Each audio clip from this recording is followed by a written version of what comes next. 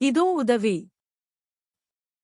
ஏன், எப்போது, எப்படி நீங்கள் அதிகமாக பதிலளிக்க வேண்டும் அல்லது அதிகமாக பதிலளிக்கக்கூடாது? நீங்கள் 5 வழிகளில் ஒன்றில் உங்களுக்கு நடக்கும் அனைத்திற்கும் நாள் முழுவதும் ஒவ்வொரு நாளும் பதிலளிக்க வேண்டும். நீங்கள் எந்த வழியில் பதிலளிக்க தேர்வு செய்கிறீர்கள் மற்றும் நீங்கள் எவ்வளவு வெற்றிகரமாக பதிலளிக்கிறீர்கள் என்பது வாழ்க்கையில் உங்கள் வெற்றியை பெரிதும் பாதிக்கும். நீங்கள் பதிலளிக்கவே வேண்டாம் என்று தேர்வு செய்தாலும், நீங்கள் வேண்டுமென்றே ஒரு வகையான பதிலை அறியப்பட்ட மனோ தர்க்கரீதியாக எதையும் செய்வதில்லை என்பதை பயன்படுத்துகிறீர்கள்.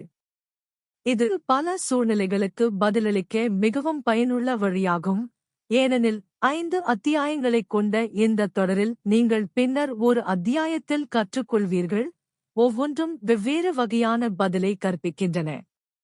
இந்த அத்தியாயம் மிகையான பதிலை உள்ளடக்கியது. மிகையான பதிலை சில எடுத்துக்காட்டுகளால் சிறப்பாக விவரிக்கலாம். இங்கே பல. யாரோ ஒருவர் உங்களை கோபப்படுத்தும் ஒன்றைச் சொல்கிறார். நீங்கள் உடல் ரீதியாகவோ அல்லது வாய்மொழியாகவோ ஆவேசமான வன்முறையால் தாக்குவதன் மூலம் மிகையான பதிலை அளிக்கிறீர்கள். வன்முறையுடன் இது போன்ற மிகையான பதிலை நீங்கள் நிச்சயமாக தோல்வியடைகிறீர்கள். உடல் ரீதியாகவோ அல்லது வாய்மொழியாகவோ அடிப்பதன் மூலம் நீங்கள் அந்த இடத்திலேயே தோற்றீர்கள் அல்லது நீங்கள் வெற்றி பெற்றால் நீங்கள் உண்மையில் வெற்றி பெற முடியாது. நீங்கள் நிச்சயமாக உருவாக்கிய எதிரியால் எதிர்காலத்தில் பழிவாங்கப்படுவீர்கள். உங்கள் எதிரிக்கு அனைத்து விருப்பங்களும் உள்ளன, அவற்றில் திருப்பித் தாக்கும் நேரம் உட்பட உடல் ரீதியாக, ஆயுதங்கள் அல்லது சட்ட வழக்குகள் அல்லது சேதப்படுத்தும் வதந்திகள் அல்லது உங்கள் குடும்பம், வீடு அல்லது வணிகத்திற்கு தீங்கு விளைவித்தல் அல்லது பரந்த அளவிலான சேதப்படுத்தும் மாற்றுகள் மூலம் நீங்கள் எந்த தற்காப்பையும் தயார் செய்ய முடியாது. எண்ணற்ற வகையான சேதப்படுத்தும் பழிவாங்கல்கள் மற்றும் உங்கள் எதிரி எப்போது திருப்பித் தாக்குவார் என்பது குறித்த உங்கள் நிச்சயமற்ற தன்மை. ஒரு நாள், எப்படியோ எங்காவது, உங்கள் எதிரி பழிவாங்குவான் என்பதை நீங்கள் உறுதியாக நம்பலாம். எனவே நீங்கள் பயத்திலும் பதற்றத்திலும் வாழ்கிறீர்கள், கோபத்திலும் வன்முறையிலும் உங்கள் அதிகப்படியான பதிலின் விளைவுகளை எதிர்பார்த்து காத்திருக்கிறீர்கள். எனவே ஒருபோதும் எந்த தூண்டுதலாக இருந்தாலும் கோபத்தில் உடல் ரீதியாகவோ அல்லது வாய்மொழியாகவோ ஆவேசமான வன்முறையால் தாக்குவதன் மூலம் ஒருபோதும் மிகைப்படுத்தாதீர்கள். இதற்கு நேர்மாறானது உண்மை. தாக்குதலுக்குப் பதிலாக இது ஒரு வகையான பின்வாங்கல். பயம், பதட்டம் அல்லது பீதியில் ஒருபோதும் மிகைப்படுத்தாதீர்கள். மக்கள் பல விஷயங்களுக்கு பயப்படுகிறார்கள். ஒவ்வொரு பய சூழ்நிலையையும் பட்டியலிட முயற்சிப்பது நடைமுறைக்கு சாத்தியமற்றது, மேலும் பயத்தில் அதிக எதிர்வினை, பதட்டம் அல்லது பீதி ஒருபோதும் ஒரு தீர்வாகாது என்பதற்கான காரணங்கள். அது பிரச்சினையை பெரிதும் தீவிரப்படுத்துகிறது. பயமும் பதட்டமும் எதையும் தீர்க்காது. அவை சிரமங்களை அதிகரிக்கின்றன மற்றும் தீர்வை தடுக்கின்றன.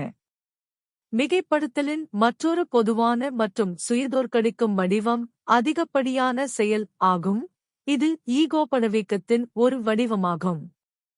எனவே, ஒரு சூழ்நிலைக்கு சமரசம் மற்றும் தர்க்கரீதியான பேச்சுவார்த்தை தேவைப்பட்டாலும், சில சுயூக்கப்படுத்துதல் சிறுபான்மை தலைவர்கள், சில தொழிலாளர் தலைவர்கள், பெரும்பாலான போர்க்குணமிக்க ஆர்வலர்கள் மற்றும் அனைத்து வாய்வீச்சாளர்களும் அச்சுறுத்துகிறார்கள். நாங்கள் கோருகிறோம் என்று முட்டாள்தனமாகச் சொல்பவர்கள் மேலும் கூறுகிறார்கள், எங்கள் கோரிக்கைகள் பேரம் பேச முடியாதவை. நிச்சயமாக, கோரிக்கைகள் மற்றும் அச்சுறுத்தல்களுடன் அதிகப்படியாகச் செயல்படுவதன் இந்த மிகையான பதில் அவர்களின் சொந்த ஈகோ களையும் அவர்களை பின்பற்றுபவர்களையும் கவர்வதற்காகவே உள்ளது. ஏனெனில் இது அறிவார்ந்த பேச்சுவார்த்தையாளர்களை ஈர்க்காது. மேலும் இது செய்தி ஊடகங்களில் அதை பார்க்கும் மற்றும் கேட்கும் பொதுமக்களுக்கு அவமானகரமானது. மிகையான பதிலின் மற்றொரு சுய தீங்கு விளைவிக்கும் வடிவம் நீங்களும் கூட. விமர்சன பதில். ஒரு மோசமான சூழ்நிலையை மோசமாக்குவதற்கான இந்த வழி, நீங்கள் விமர்சனம் செய்தபோது மற்றும் விமர்சனம் என்னை விமர்சிக்க உங்களுக்கு எவ்வளவு தைரியம் என்று பதிலளிப்பதன் மூலம் விமர்சனத்திற்கு அதிகமாக பதிலளிப்பதாகும். மற்றும் விமர்சனம். எனவே விமர்சனம் ஒரு அதிகரித்து வரும் சுழலில் விமர்சனத்தை உருவாக்குகிறது. இது எதையும் தீர்க்காத, யாருக்கும் உதவாத மற்றும் வெறுப்பை உருவாக்கும்.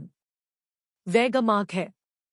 பின்னர் பெயர்கூவல் மூலம் இதே போன்ற மிகை பதிலளிப்பு உள்ளது. சண்டையிடும் சத்தமாக அல்லது ஒருவரின் எண்ணங்களின் தனிமையில் ரகசியமாக. அது ஆழ்மனதிற்கு ஒரு தீய பாடத்தை கற்பிக்கிறது. ஒருவர் உங்களை புண்படுத்தும் ஒன்றைச் சொல்கிறார், அல்லது உங்களுக்கு பிடிக்காத ஒன்றைச் சொல்கிறார், அல்லது நீங்கள் உடன்படாத ஒன்றைச் சொல்கிறார். அது நேரில், உரையில், தொலைக்காட்சி அல்லது வானொலியில் சொல்லப்படலாம். அல்லது மற்றவர் எழுதிய ஒன்றை நீங்கள் ஏற்கவில்லை அல்லது கோபப்படுத்தலாம்.